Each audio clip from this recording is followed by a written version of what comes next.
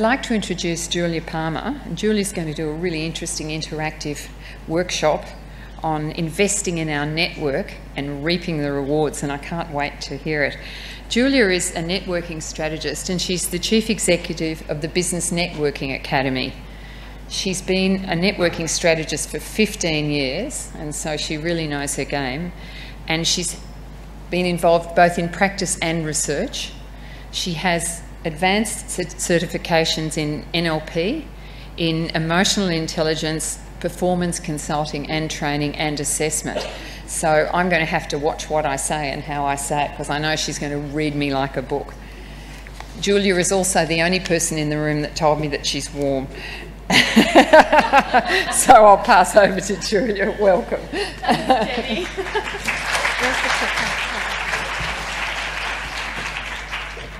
I know this morning Jenny came up, she went, "I'm so sorry, it's cold in here." I said, "What are you talking about? It's lovely." And I'm usually freezing cold, so it's a first for me to be the only one that's actually happy with the temperature in the room. Hello everyone.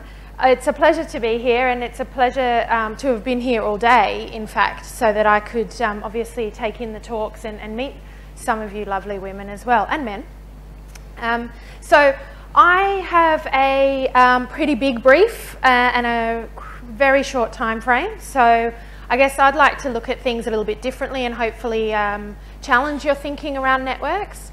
My background is from corporate. Well, the career that I wanted to do needed too much experience. Has anyone ever done a whole degree and then the job that you were trying to get into needed years of experience? You're kind of going, well, how does that work? Because how do I get the experience if you won't hire me to do it? So I took a little bit of a different angle, and I got into the same industry but through a sales role. Turned out I loved it, and that role took me all around the world. So I come from a sponsorship sales background, and I had the opportunity through the same company of working in Sydney, London, Stockholm and Singapore. Now, interestingly, if you asked me all those many years ago, are you going to end up helping people to network, I would have said there's no such thing. And it was through that experience. So imagine if you're in a sponsorship role, you're actually networking 2 to 3 times a week because you're at conferences, trade shows, seminars all the time. So I really got to see firsthand the disconnect that can happen, or the connect that can happen through networking. And about 7 years ago exactly, actually July is 7 years, I launched a business to help people be a lot more strategic and to teach the skill of networking. So it is an absolute pleasure to help people with this skill, because I guess one of the first things that I wanted to start with is that I truly believe this is a learned skill. And I'm not going to get into personality types or any of the other factors that influence us. For me, the most important thing is to help you be you and create the networks that you need around being you. So it's very important that we understand where we're coming from that perspective. Now, I was very lucky in that my degree was quite broad, so I did study psychology and sociology, and they ended up being my favourite subject. So I am a bit of a people watcher anyway, and so I've integrated all of that with my own business experience to help, I guess, train people. So here's a little bit more about, I guess, the structure and what I'm going to aim to share with you. There are 2 parts, in my opinion. You need to learn how to create networks, and you need to learn how to manage. And some people are actually very, very good at creating, going out and getting, new people or connections, but they don't really know what to do with it. So some of you in the room might relate to that. Some of you, on the other hand, might have quite larger networks, so existing relationships, but you're not that good at going out and meeting a stranger. So can everyone relate to one or both sides? So I feel like you actually need both, and it's through having the 2 that you are complete. And so on both sides, we've got lots of content that we go through. I've handpicked bits of that today so that we can run through some practicalities, but also some of the more higher level thinking around networks, just to ensure that, I guess, organisationally, you are thinking about this when it comes to your role, and also individually. Given that we have quite a few managers in the room, it's important for us to look at it from both perspectives. So let's look at it first organisationally, and I guess think about, the change that we've gone through in especially the last 10 years and what that means in terms of being more networked or having a networked approach. So you're all probably familiar with the concept of formal hierarchies. Some of us still operate in organisations that have formal hierarchies. And I'll bring all of them up. So this is what relationships are like in formal hierarchies. Slightly disconnected, so you're looking at the left there. Now, basically none of those are connected, and that's often the case. So we, a couple of years back, decided we're going to flatten some of the structures. So if we think about it, and that middle one has led to a bit of a silo effect. So one thing organisations say to me when I go in to talk to them about their internal networks is, you know, marketing doesn't talk to finance, doesn't talk to sales, doesn't talk to ops, doesn't talk to logistics. So think about the size of some of your organisations here and the fact that even internally, what a huge impact that has. So that flatter structure was a little bit better in terms of relationships, but you can see that information disseminates from one person to the next and often downward. So there are still problems associated with that. The network of the future and the organisational structure of the future, and you know, not every organisation is ready for this, but certainly some of the ones that I showed you on the slide before that we're working with are really embracing this concept, and that is a networked organisation. And what you have there is pretty much a mess. So it's lots of interconnections. It doesn't matter about hierarchy. It doesn't matter about, in fact, one of the organisations I'm working with don't use job titles, don't actually have the language of boss or manager, right? So they want to really flatten it. And to do that, we have to skill every individual to understand the worth that they bring to that organisation. Now, there's been some really good research around this, and it is relatively new thinking. Having said that, Harvard and MIT have consistently shown that your individual networks directly impact the productivity you have on the organisation and therefore that organisation's productivity. So there's very good reason for us to move this way. Whether we're ready or not is a whole other factor. So I guess I want to show you organisationally where we need to be shifting and where we need to be encouraging not just ourselves, but our teams, our other departments, etc., to follow suit. Now, I promise to obviously look at it from both angles, so I also want to look at it individually, and this is where you get to, I guess, ask yourself, you know, is this something I'm doing or should I be doing that better? So there are two types of networks, if you ask me, if we really distill it down, that individuals are creating. One of them, let's call it simple, okay? Now, you might be familiar with this. I know a lot of us do a lot of networking in the room. So let me give you an example of a simple networker. Someone that's developing a simple network is running around connecting to everyone, right? And we've probably all met them. And there's that real focus on linking with you somewhere socially or getting your card or doing something, adding you to a mailing list before we had social media, right? And there's that thinking of I'm networking because I'm gathering lots of people around me. Has anyone met anyone like that? Yeah, not networking, right? Well, I don't think so. So simple networks are often bigger, and the distinction with a simple network is that it's filled with a lot of one-way relationships. So I am connecting to you and you and you and you and you. There's no necessary two-way there, so you don't know what I want and I don't know what you want, but we're connected. So this is where if you've got a really big LinkedIn account or, you know, lots of friends on Facebook, it doesn't really mean anything unless they're actual relationships. So I guess I want to focus your attention on the other side, which is strategic networks. And I've got to say the strategic network is a lot smaller in terms of number, but it's a lot more organised. And the reason for that is because it's our responsibility to handpick and then leverage those relationships so that they do become two-way. So it's a little bit harder, right? But have you guys heard of, or are you familiar with the concept of 6 degrees of separation? Yeah. So a couple of years ago, two mathematicians, Duncan Watts and Stephen Stoggarts, proved the theory that in the world, and at the time there was 6.9 billion people, they proved that there were 6 degrees between us. So, quick quiz, how many degrees of separation are there in Australia? Right? 2 or 3. Some of your industries, 1 or 2. So when you start to think about your positioning, it's really important to understand the impact of that second one, because if you build that really strong network, your influence should filter to their networks. And that's really the aim of a really successful network, is to be able to have other people promoting you. So let me show it to you in another way. This morning and throughout some of the talks, we've talked about the difference between human capital and social capital.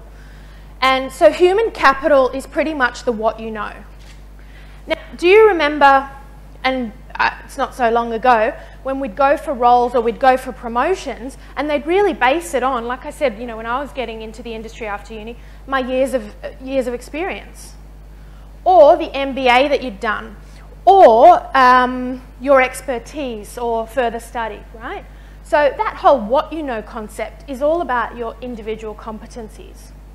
Now, some people still, in a leadership capacity, still operate at that level. Having said that, the shift is that we then move to a who you know. Now, remember those simple networkers I told you about? I think they're still operating at the who you know level. Okay, so they're still running out there trying to connect with lots of people. They misunderstand, or they haven't maybe thought about the latter two. So the thinking that I guess I wanted to share with you today is all around actually who knows you, and most importantly, who's promoting you. So very quick quiz on that.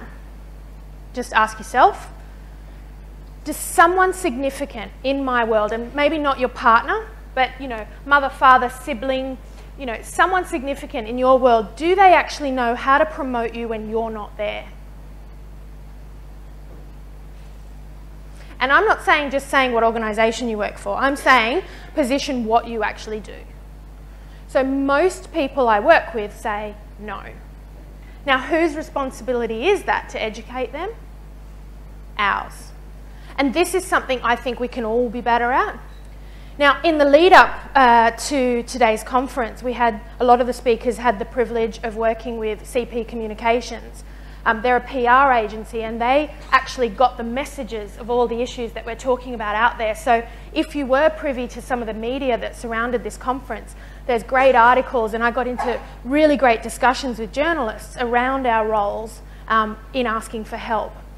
So again, I'd really urge you to tap into some of that media that happened beforehand, because this conversation is obviously a lot bigger than the time we've got together.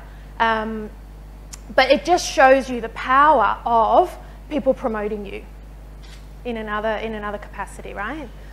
So that's the aim. That's what we want to do. We want to actually educate others to promote us. So this is where I say networking takes work.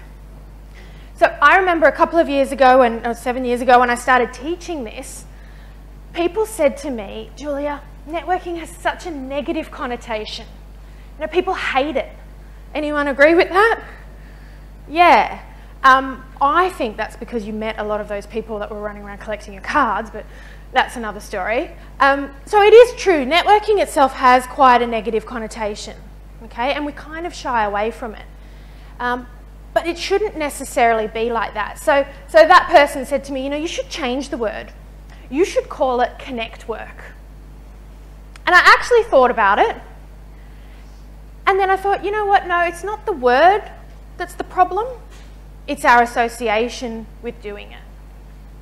Okay, so then I've devoted my career to cleaning up the negative connotation of the word networking. Because personally, networks have really helped me. How do you think I got to London, Stockholm and Singapore and got the promotions and the opportunities that I did? Through my network. Internally and externally, my network is the sole reason I'm standing right here. So there's something in it. And here's another interesting thing to ponder. We want the network, but we don't want to do the networking, right? Think about that for a second. So, the word network, when you look it up in the dictionary, doesn't actually come up in the context that we want. It's lots of infrastructure and communications and that type of networks. So I broke it up. Net. Open weave, something serving to catch. Fair enough? Work. Physical or mental activity aimed at producing a result. So the first thing you need to understand here is networking does take work. If you want to be a strategic networker, if you want to help others promote you and vice versa, then you're going to have to do something, right? So let's think about the different types of networkers that we might have. A very good way of demonstrating this is a model that I came up with to try and help people understand where they might identify. So there are quite a lot of people, and maybe some people in this room can relate to this, that just have accidental opportunities. So you show up to somewhere, you might meet someone, that's a good thing, something might come of it. So there are a lot of people operating at this accidental level of networking, okay? We also have what I'd call active networkers.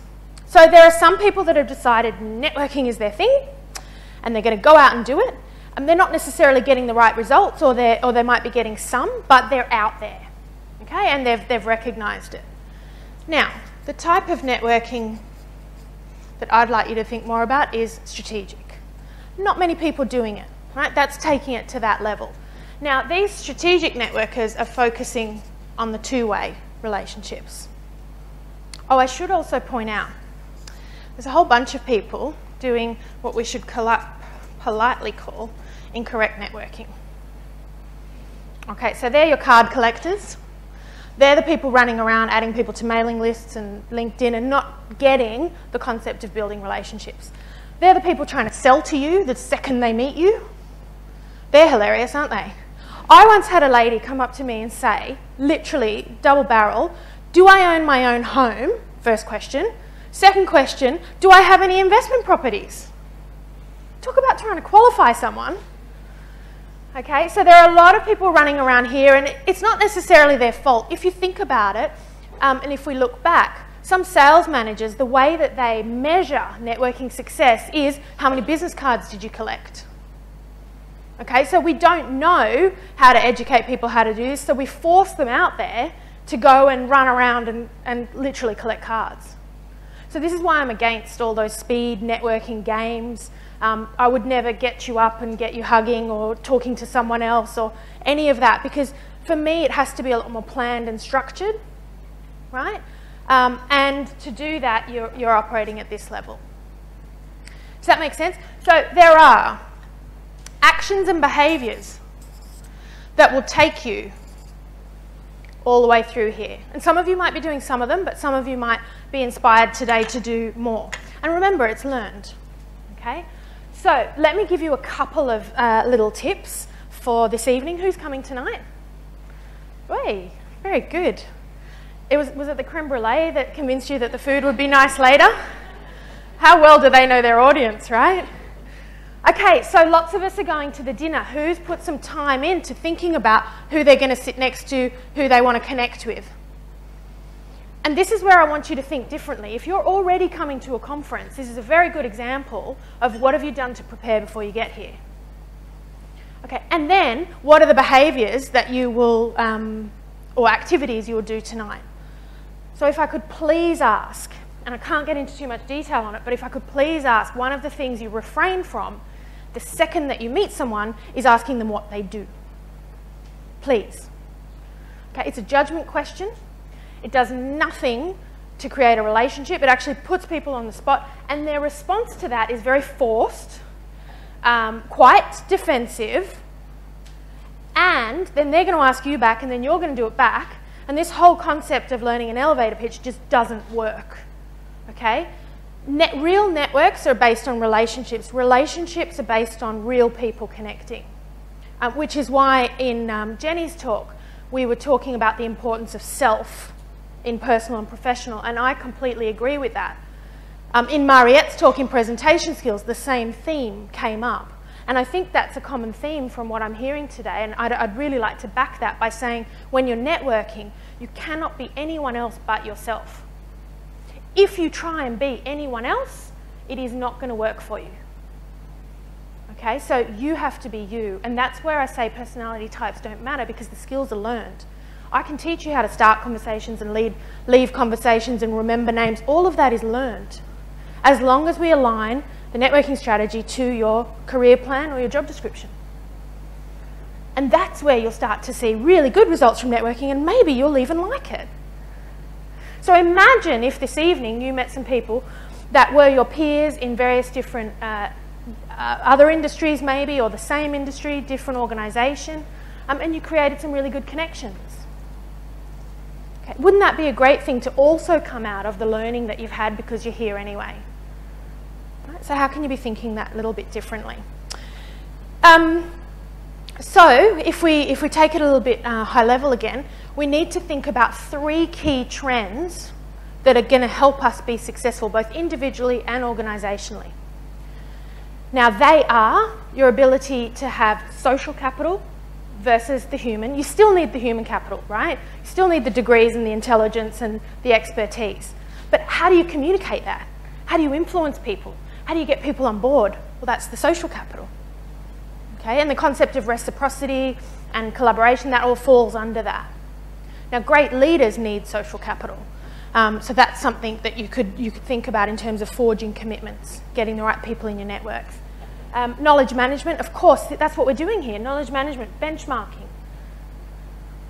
Okay, and collaboration speaks for itself and pretty much underpins it. But the whole thing relates to networking. So networking isn't just one of those things. It's actually the core thread of how we are going to go forward, in my opinion. So what could you be doing differently? Because most people, I'm betting, in your networks do not know what you do. Okay, you have not educated them. In fact, I would take a guess that most of you deliberately have cut off most of your networks and not told them what you do. So if we were working together, the first thing I'd get you to do is a matrix structure of your network, and I can guarantee you that 1/3 of that network would not be something you have been focusing on, and that would be your personal side. Okay, so thinking differently now, how can you position yourself? Okay, and there are some key questions you need to ask. Now, in fact, there was a miscommunication. I did prepare you a handout. I have all these questions and the slides on the handout. They will be available on the website. If you want it sooner, let me know. I'm happy to send them to you as well. Because there are, I guess there's some active stuff you can be doing after today to make sure this works for you. So, 3 questions I want you to ask yourself. Are you a central or a peripheral player in your network? Okay. Are you seen as a hub or a broker? So are you a go-to person? And it does not matter what your role is. There has been some amazing research, you know, with those analytical tools where they go in and they track connections and influence in organisations. It doesn't matter what the job title was, but those people were still seen as information sources and hubs. So is that the kind of positioning you're creating internally? And externally, think about how broad your networks are: suppliers, stakeholders, clients. You know, gone are the days, by the way, we just focus on the client. Networks now have to be encompassing every relationship. And lastly, are you promoting others, and are you being promoted? 3 very important questions you need to think about on a daily basis, in my opinion. Because it's too late to build a relationship when you need it most, right? So don't just do networking for the sake of doing networking. Align the networking and do it so that it helps you and you're helping the people in your network. Okay, and that's going to start with thinking differently about it and then acting differently as well. So one thing we can tell you through our diagnostics, so we obviously do a lot of diagnostics when we're working with people to target, you know, what we're going to teach them. Now, one thing I can tell you is, of all the networks, so remember I was saying you've got your supplier, your stakeholder, your personal, your professional, your internal, your community. Of all of that, guess what's the weakest? Consistently, over all job titles. As your career evolves, so as you're working for longer, the one that drops off the most is your professional network, which is kind of alarming if we're thinking that benchmarking, collaboration and social capital are some of the top trends that you'll need moving forward. Now, congratulations, hopefully that's not you because you're here. And so you're already thinking differently about that. But I guess my question to you is, what will you do after here? Because so many times as a speaker I go to things that it's their second annual or their third annual. In fact, I've got one coming up. And I went to the second annual, I wasn't at the first, and I said to them, who was here last year? All the hands in the room came up. And by the way, this was all the same job title. And I said, who made some great connections? The hands stayed up. Who's been in touch with anyone in the 1 year period since we've been away from this conference? Okay? It's too late to build a relationship when you need it most. So the connections that you're making, as long as they're qualified, keep them up outside of this. You know, this is just the start. Like I said, networking is the start of the relationship. It's not the end. And that's why a lot of those incorrect networkers are getting it wrong, because they're trying to sell to you there and then. They've paid their $50 and they're going to get a client. You know, and that comes across. So we need to be thinking about what are the actions we're doing every day. And here's what we know is true.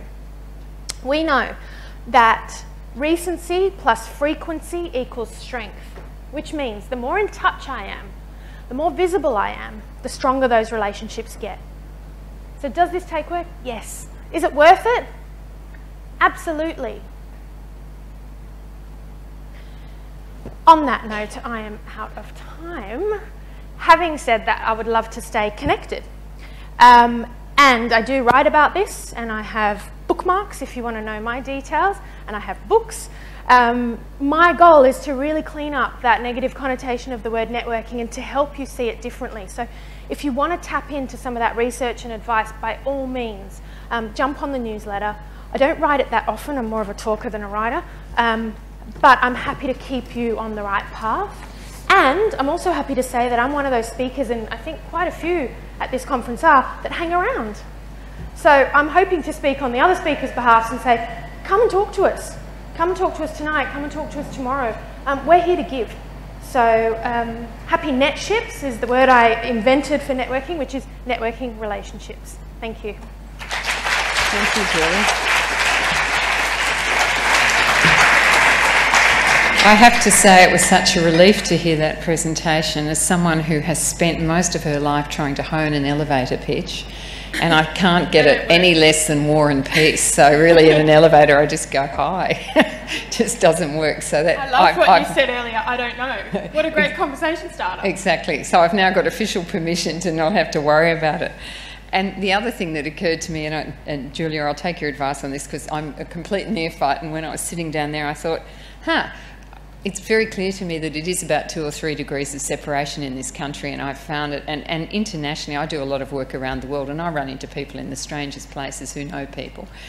And I was just wondering if it would be appropriate at dinner for people to have thought a little bit about who is somebody that you really want to meet, not in the room, but just somebody you really want to meet, and over the next day, starting at dinner, just test it out. Say, I want to meet Ian Narev. Who do I go to? Who can get me there? And maybe they can't, but they can say, well, look, you know, we had a beautiful example. I work in the CommBank. Maybe I know somebody that could, over time, get you there. So why don't we start playing with that and seeing how we can connect those 2 degrees of freedom, or 3. One of the conversations that came up through media is that we need, as women, we need to ask for help more. And whether it's ask for help or ask for what we want, we need to put it out there. How are people going to be able to help us if we don't? Right? And so definitely that's a good challenge for the conference and challenge for your careers going forward. One thing I would say on the what do you do thing is you still have to have a response, just don't script it. Yeah. Right? You still need to have a positioning to educate them. But make it natural, make it you, use your language, none of these rehearsed, you know, I am a robot type things, so, because they don't work, no one hears them. And trust me, I don't know, you can use that about once, but I wouldn't keep using it. Yeah. Really, thank you very much. You had a plane ride to convince them you did know. That's right. So thank you for your presentation.